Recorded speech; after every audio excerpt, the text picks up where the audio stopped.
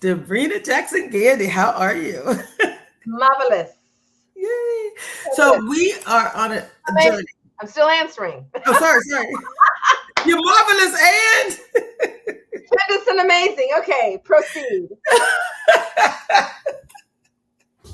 Debrena, we started out talking about how grateful I am for you. My level of gratitude to have you in my life exceeds words, right? We could have session after session after session of me just saying how grateful I am and how my transformation has been due to your ability to lovingly create a space for me to feel comfortable, unjudged, right, loved, elevated. So now I can take people on a similar journey of transformation, but I had to have it too. We talk about you can't take people on a place where you haven't gone. You can talk about professional development, but transformation, what we're going to talk about today, transforming our beliefs, is about digging. It's about going deep. And you help me lovingly help me. And I'm going to reveal some of those. We're going to talk about what that looks like for people. But tell me, we'll talk again just real quick about this concept of transformation and why and how our beliefs are so powerful when it comes to this journey of transformation. Yes. Well, our conventional, motivational, personal development, and even therapeutic models usually start or stop with thoughts. And transformational work, however, means you are now exploring the inner forms because we're talking about transforming. Well, what are we transforming?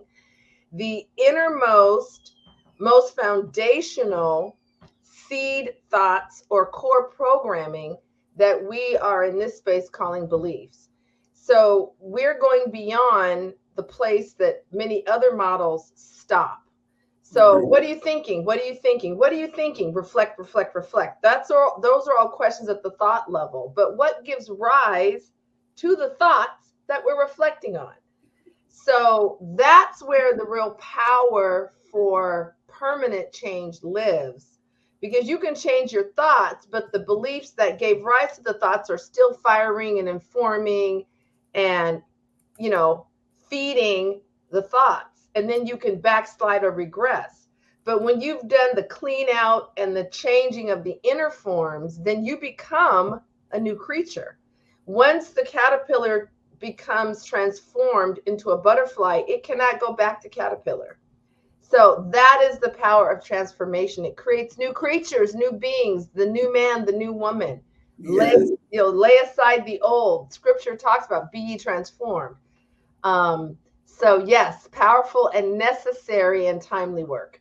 Necessary, people. So we're leading a series called the Getting Better Together, right? It's an empowerment and a healing series, but it's all about transformation. And I love how you're like, look, we can't talk about transformation unless you're truly doing transformational work. And so we've designed this 6-week series, which we're integrating with several of the programs I've done, several of the certifications I have, several of the trainings, but we're layering on Debrena, and we're layering on Dr. Linda Smith, who has a PhD in transformational leadership. We're layering on Pastor Braxton, who is all about is a visionary and has so many other skills. And we're layering on community. This is a community empowerment and healing circle. So, like you said, there's so many different angles that we're coming at this from, but it's all scientifically based, research proven. But it's also we're bringing in this more spiritual, loving side that said this is about you loving you and you creating a space where you can truly live powerfully. Mm-hmm. Yeah. Well, let us remember that science is really a quantification of the spiritual. So, and it's spiritual, scientific are right up there next to each other. And so you can't talk about transformation unless you bring in all aspects of the human. And we also have a indwelling spirit. Now, this culture doesn't address that. It says that the material, the senses, the things that measure physicality are what's legit and real, even though we claim to be a Christian nation. So there's a whole bunch of hypocrisy and contradiction that we have been fed. So when you are talking about transformation, you are acknowledging how we are made as humans. You're not leaving any part out. And so many of the models that we've been operating from leave out the spirit because we think it's religious instead of it being about the design of human. And so that's a distinction also of transformational work versus motivational. That might involve your thoughts or might involve a change in behavior. Yes. What about the spirit? Oh, it's not addressed. So transformation is the whole person. Yes, yes, I'm so excited. So, two things. Last week, during our session, we talked about the different levels of awareness. We talked about 3 levels of awareness. So, really, this whole transformational experience includes us, being more aware of for ourselves. So we call it self awareness. How we showing up? What level of integrity, we showing up for ourselves. But then we also talked about how are other people experiencing us. And then we said that's level 2 of awareness, right? We're aware of how we show up, who we are for ourselves, how other people experience us. And level 3 of awareness is really this concept of I'm aware, and now I want to choose differently. We call that intercepting the saboteurs. That's some of the language I bring in with positive intelligence, right? So you can have awareness. Again, think about the goals you want to accomplish. Where are you at? Where do you get stuck? Right? We spent a little time in the first 2 weeks talking about where we get stuck, right? How we get stuck, why we get stuck, and how we get unstuck, right? As well. So again, we're laying it out. We're like taking our time. We're working the system so that you have everything you need to survive and to thrive. So Debrena, talking about 3 levels of awareness and then moving into beliefs. Let's talk about that journey and why we're doing it the way we are with this level of intentionality. Yeah. Well, like I said earlier, most of the models that have prevailed in, this Western American culture have taken us as far as being aware of our thoughts. And that has been considered, very progressive to not just be looking at behavior, but now be looking at thoughts. Well, now the new era of going beyond thoughts to now what sources and informs the thoughts that then inform the emotions and the actions, and over time, what we call the behaviors. And beliefs operate like our personal software. So, the same way you can have the hardware of a computer, it's really the software. You can have your physical cell phone, but it's the software that's powering it and determining the functions of it. Well, using that same metaphor, well, what is the software for a human? Our beliefs. Yes. And we all have a unique and different combination of them. And we have them in every life area. So whether it's about money or God or sex or love relationships or success, the list goes on, our body temple. But rarely do we stop to do the uncovering and what I call excavation work to be aware of the beliefs that are running our lives. We think we are. No, Yes. our beliefs are. The software is running our lives. Our personal belief software is running our lives. And so when you get to that level and you do the uncovering excavation work, first of all, there's usually a huge aha to even know what's been going on in the invisible beneath the surface beyond my eye level. It's like, wait, what? And when you uncover your beliefs and you identify them, which can be some new work for most of us, things start to make sense now, and you start to have an understanding of the connection of things and why certain patterns and dynamics have been going on in your life. When you get to the belief level, it solves a lot of the mystery, but it's also where the power is. So yes, there's identifying and uncovering those beliefs and then looking at what they've created in your life, and then know that you can install new and different beliefs. That's a process.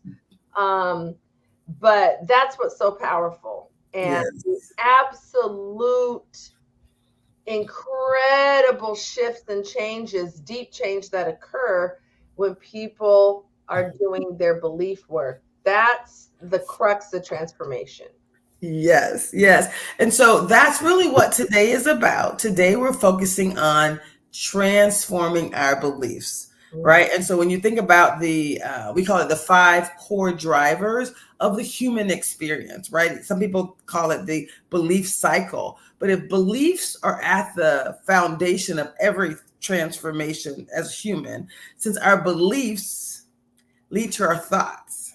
It's our thoughts that lead to our feelings. And it's our feelings that lead to our actions or inactions. And it's those actions that lead to the experiences or the behaviors or the results in our lives. So you can see the beliefs is where it all starts. People, like she said, we talk about thoughts, we talk about feelings. You go to therapy, you want to talk about your feelings. You can talk about actions. I just want to do something different. I want to jump up and down and get excited about doing something different. Yes, all important. But if you're not going to the core, the root, if this was a tree and these were the limbs, the beliefs are the roots, right? So we're going to the core, root cause analysis, Yeah. looking at those beliefs and giving us a space so that the thoughts, the feelings, the actions, and the experiences or the results, the behaviors that are showing up are really what we're focused on as a part of this experience. And so I could not be more excited that we get to take the time to really get people to understand that, first of all, right? And then to say, okay, now I understand. Now let's do the work. So now, Debrena, are you ready to do some work? I'm always ready to do. So I'm an amazing transformational coach and you're my transformational coach. So I'm willing to put some of my own personal experience out there because we're going to try to model a little bit about what transparency looks like, but also to make sure people aren't just thinking a thought is a belief, right? So we're going to talk through that a little bit and just kind of take people on a journey. So we talked about what a belief is. We talked about the importance of beliefs. And so if you had to think about beliefs, I like one time we were in one of your sessions and you said, and I love the language and now I use it all the time because it's really kind of it's really the most important way to get people to understand belief. You call them patterns, right? It's the patterns of how people show up. But you say it's like the wind with my tree analogy. If the roots are the beliefs are the roots, and all the other elements, right? The thoughts, the feelings, the actions, and the results. All that stuff is what happens based on the beliefs. The wind, is kind of a representation, right? The wind is there. You can't see the wind, just like you can't see a belief, but you can see the leaves blowing. So you're like, oh, the wind's going to the east. You see a flag moving, right? So it's like you can't really see a belief, but it's there because of what's happening. The same way you can't see. Most of us aren't clear what our beliefs are, but we have these thoughts, we have these feelings, we have these actions or inactions. Why don't I go to the gym? It's your beliefs about it. Let's go deep, right? Right? Why does this person trigger me so much? It's not about what you're thinking, right? Why are these? So all the questions you have about those four other elements, it's because of the beliefs. It's because of that. The wind is blowing, and so we got to go deep. Talk about the going deep to read it. Well, people don't want to, but let's go deep.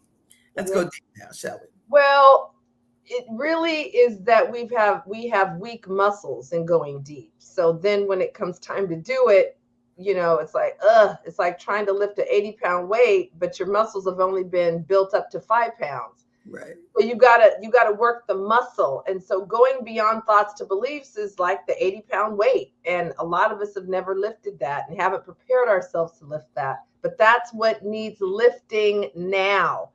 So we get to lean in. And so, like you were laying it out, you said it's deeper work. So how do we begin to get close to even know where to dig to unearth our beliefs?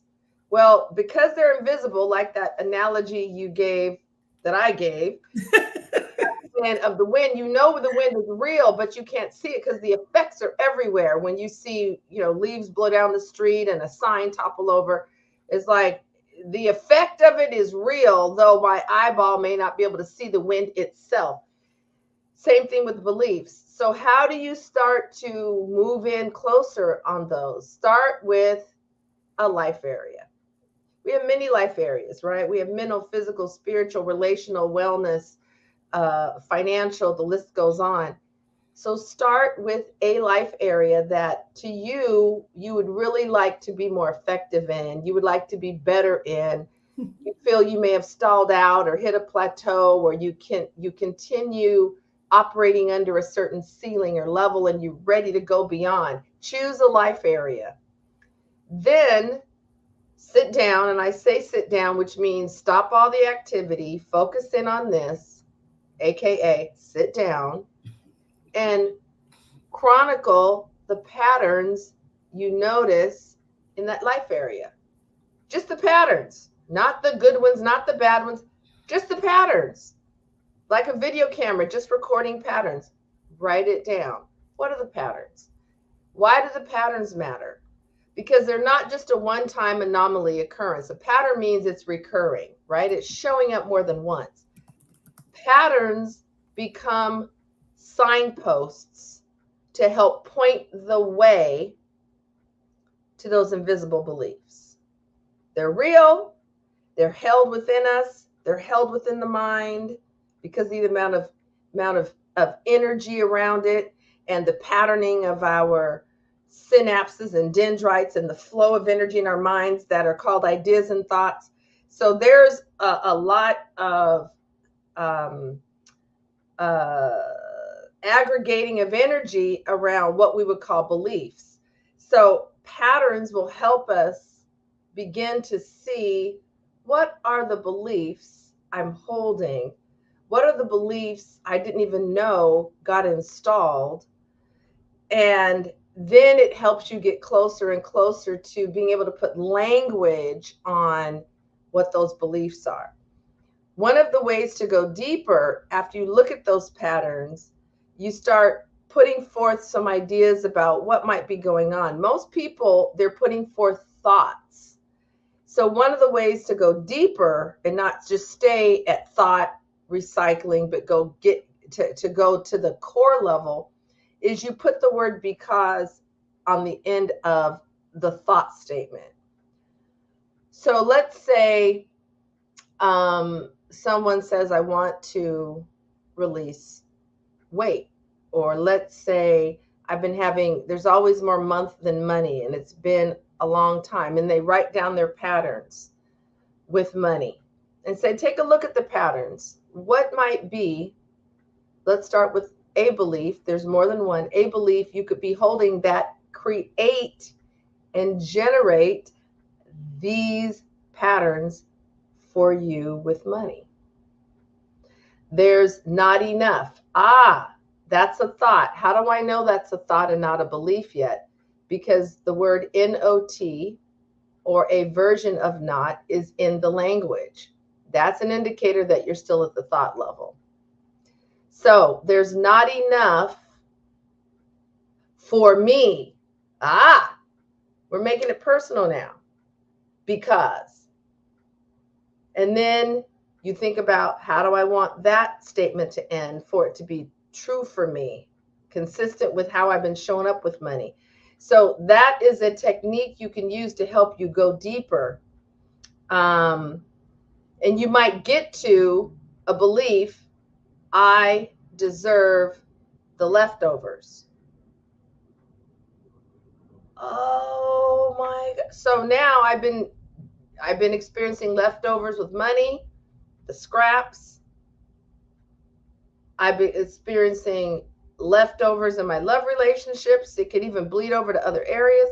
So now you can work with that. It's like, I didn't even know.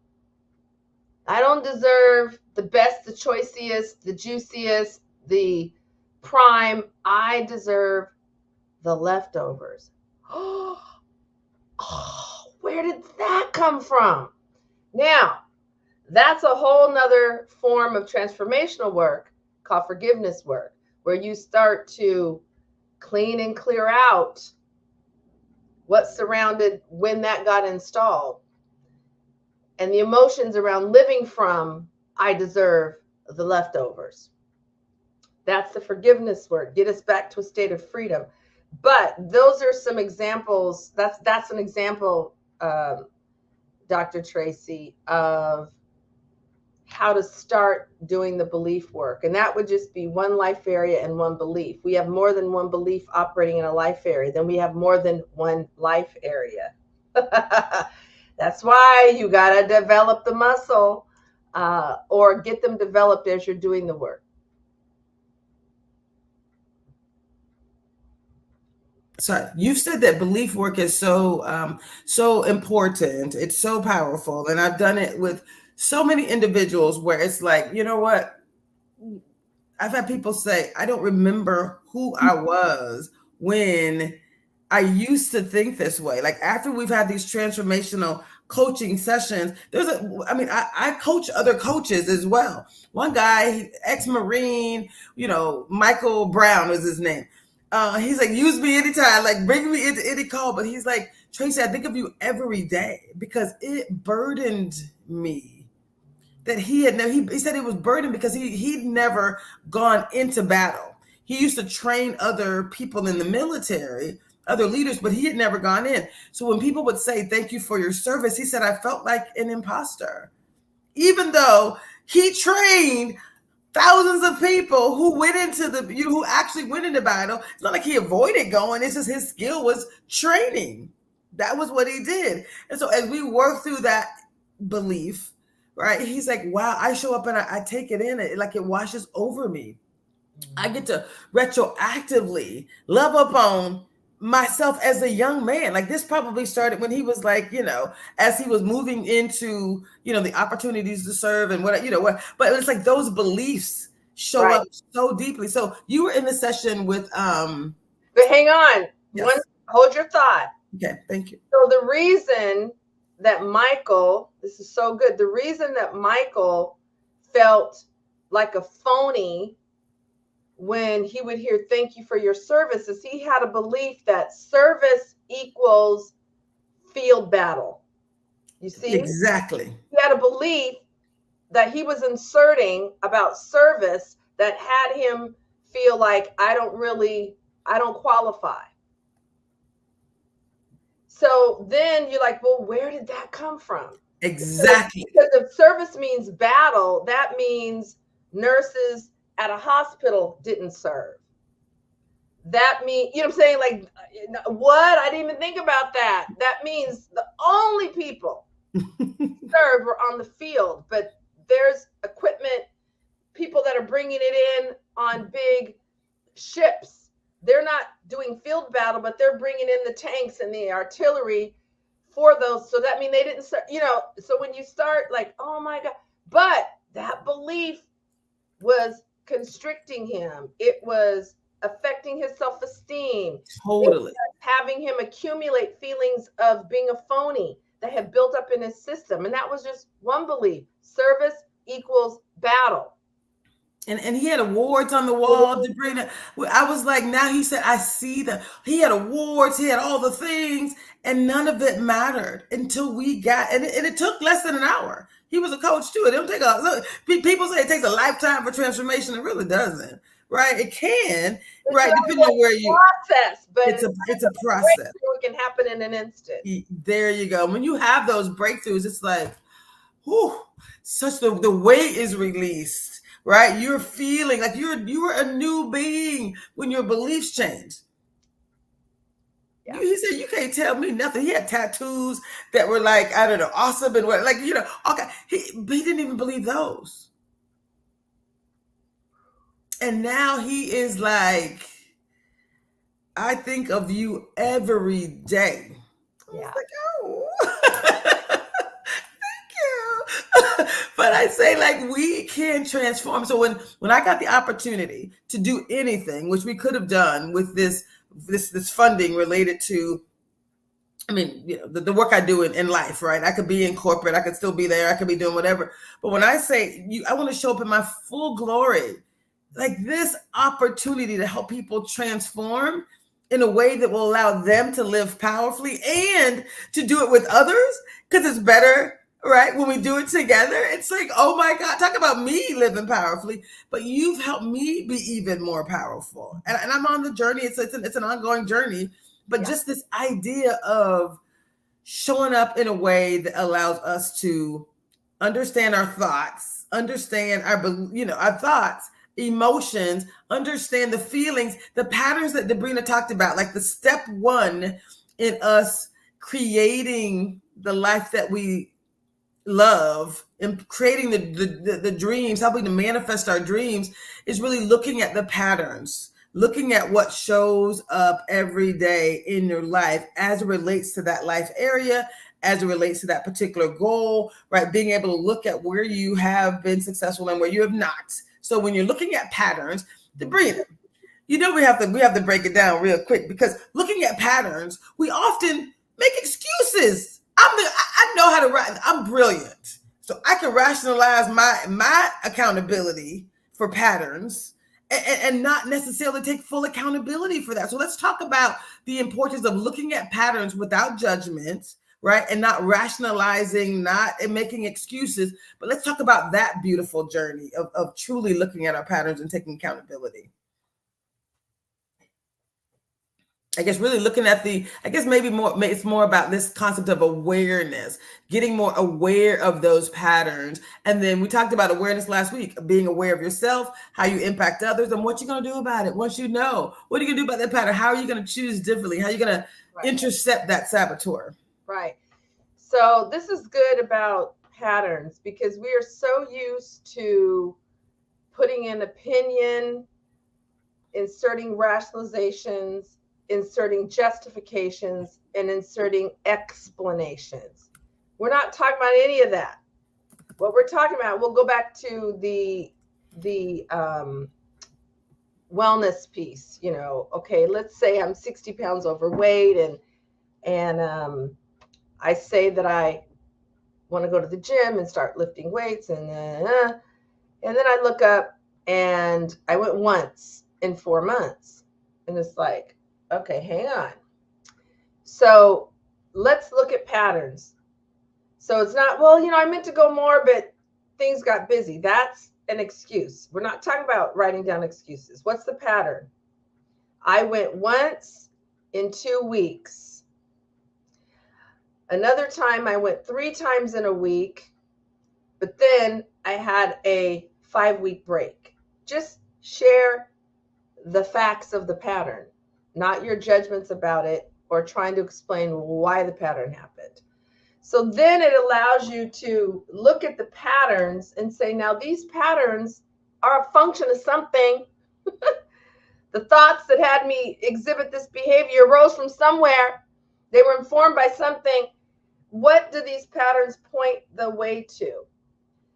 And those beliefs underneath those patterns could be one thing for one person that's had the patterns, but over here there's another belief for a second person. Someone could have a belief about exercise and movement. Someone else might have a belief about their body. Someone else could have a belief about if I am slimmer, and there might be some negative associations. They don't even know they're holding a belief that have them avoid getting slimmer, because maybe they had more attention. If they were a woman, maybe they had more attention from men and they had a bad experience. They don't even know there's a belief underneath them not getting to the gym that is really for their self-preservation in their unhealed state. But for their self-preservation, if they think getting slimmer means I will be more endangered and receive more unwanted attention. So patterns help us begin to, there was a game that I would play when I was little where somebody would hide something and not tell anybody where it was hidden. And then everybody would say, am I getting warmer? And if you're moving closer to it, you say, you're getting warmer, you're getting warmer, you're getting hot. If you moved in a direction that took you further away from whatever was hidden by the person who's you're getting colder. And so the goal was who found the thing first with that feedback from the person who hid it. So patterns are like that. You're getting warmer, you're getting warmer. And as we start to think about the thoughts and then go deeper to, okay, but what might the falsehoods that to me have been acting like a truth, which is what our beliefs are. What is the messaging underneath that? And then what's the messaging underneath that? And what's the messaging underneath that? So using Michael as an example, he could look at his patterns, right? He'd get a compliment, he'd feel it was not valid for him, or it didn't apply to him, or it'd feel phony to him, or he'd feel like he hadn't met the bar. He would look at his awards and he would go into a feeling of disdain inside. He has patterns. They were pointing the way to a belief among probably several that service equals doing field battle. That's what's legit service. Legit service is doing field battle. That was a belief he had that informed the thoughts, the feelings, the imposter syndrome thinking, all that. And so then he can begin to dismantle that and also clean out of his system using forgiveness work the emotions that have been building up around that lie called a belief. True service is doing field battle. Service is doing field battle. Legitimate service is field battle. And he then can choose to install new beliefs once he cleans all the gunk around the old one out. Then he gets to decide, what is the new belief that gives me more freedom, that gives me more joy, brings me more joy. And then he makes a decision to install that and to begin to train his mind and his thoughts and his emotions in alignment with the new belief until it can take root and germinate and start to grow a new plant that yields new and different fruit. So we have a lot of natural metaphors that teach us about this process of planting new things, because we are like that fertile soil in a garden or field. You can plant new things in fertile soil and new fruit can be yielded. And that whole process of the belief work is very similar to a natural planting, uprooting of the old, the weeds, planting of new plants that yield juicy fruit. Very similar process. So I love everything about you. You already know that. when you talk about and I'm putting in the chat, y'all, some of the key elements from this wonderful conversation. When you talk about dismantling the false beliefs, because again, these are things that we have decided are true. Like we've decided that something is true. It's a belief and it leads to our thoughts, emotions, right? All of that. And so we get to decide it's not true. Not only is it not true, it is the opposite of the truth most of the time, right? What's really true is, so I heard you say we can dismantle by saying this false belief isn't true, being clear, and then installing new beliefs, right? So that concept, there's work in between, which we're going to do week 4, week 5 rather, this work around getting some of the emotions that are attached to that old belief, some of the things that used to keep us stuck, but just identifying this one is false and actually this one is true. Talk a little bit about that's the power of self-command.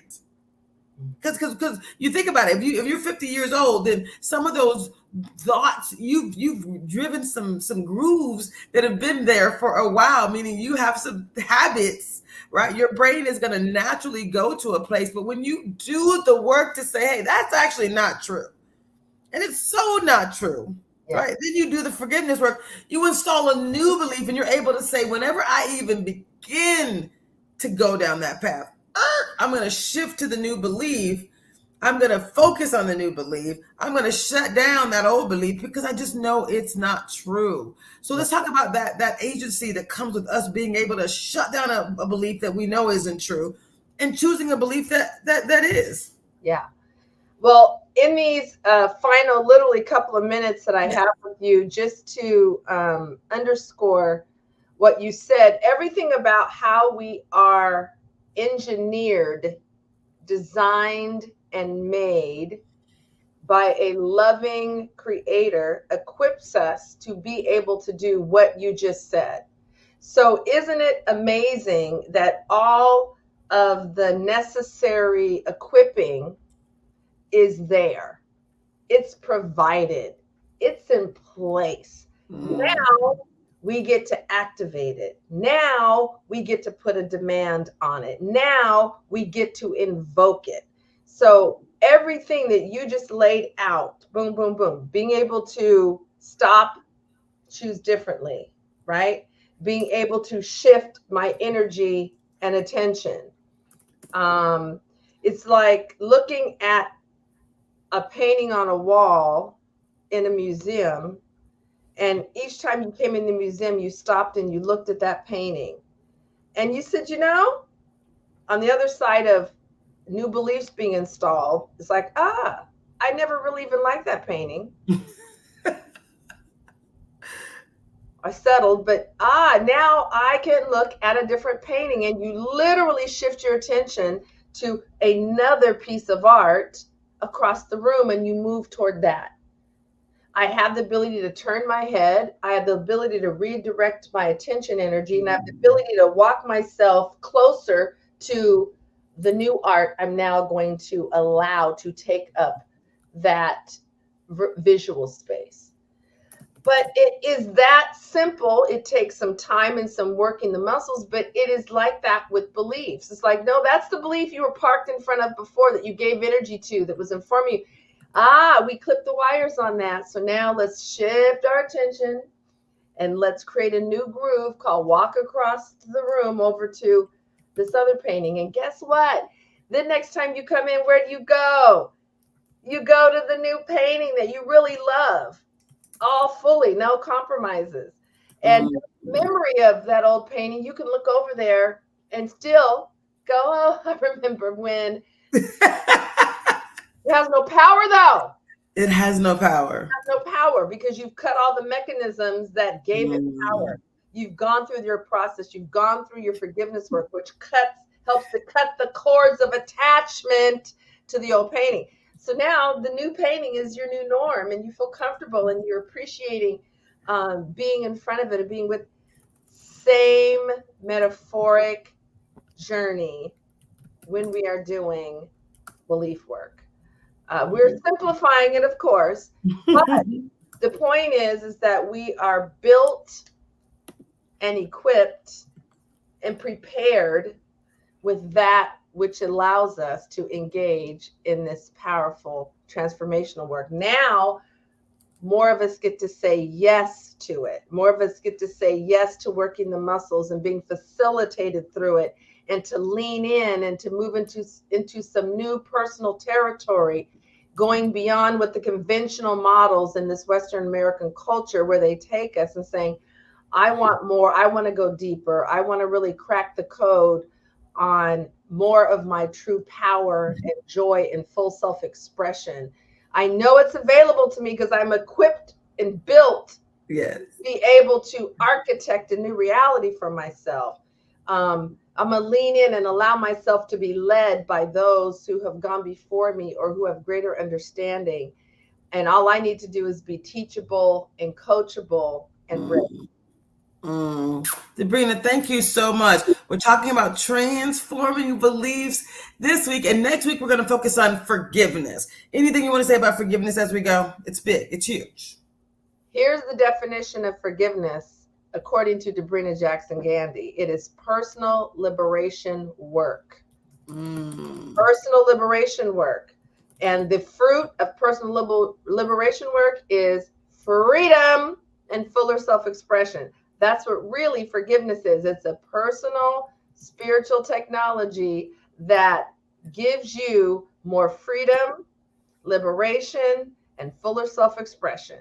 Who isn't interested in that? But we've had some missing things. Drop the mic, ladies. Bad information that have had us avoiding it. Now we get to learn how to lean in. Lean in, baby. Debrena, I love you. Truly, I love you. leaning into true transformation. Mwah. I love you so much. So y'all, will be back. We'll continue the series Mondays at 6 p.m. We'll do some recap, kind of work before 6 p.m. so you can join in a little early. But the new work for this week is going to be about transforming our beliefs. Join us. Thank you, Debrena. Love you. Peace.